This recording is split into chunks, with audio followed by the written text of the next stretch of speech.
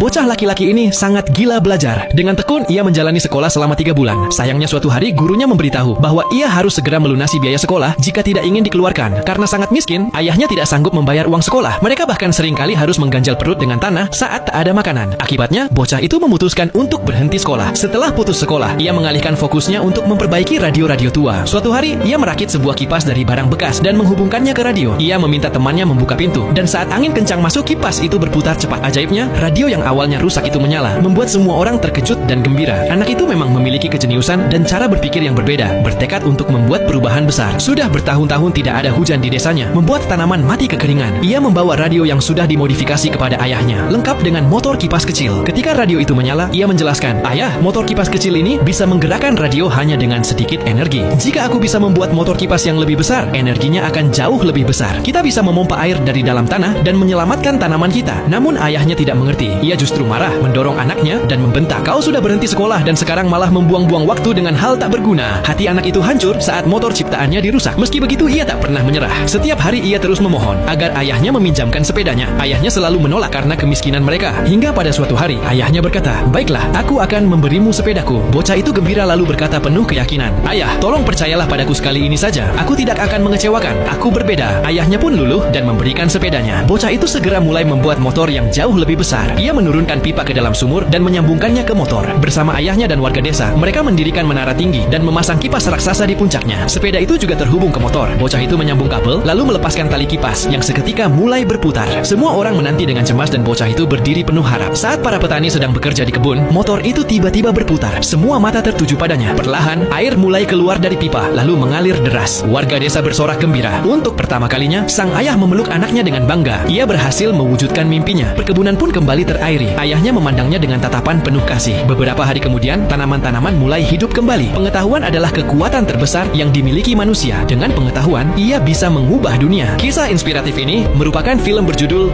The Boy Who Harnessed the Wind 2019.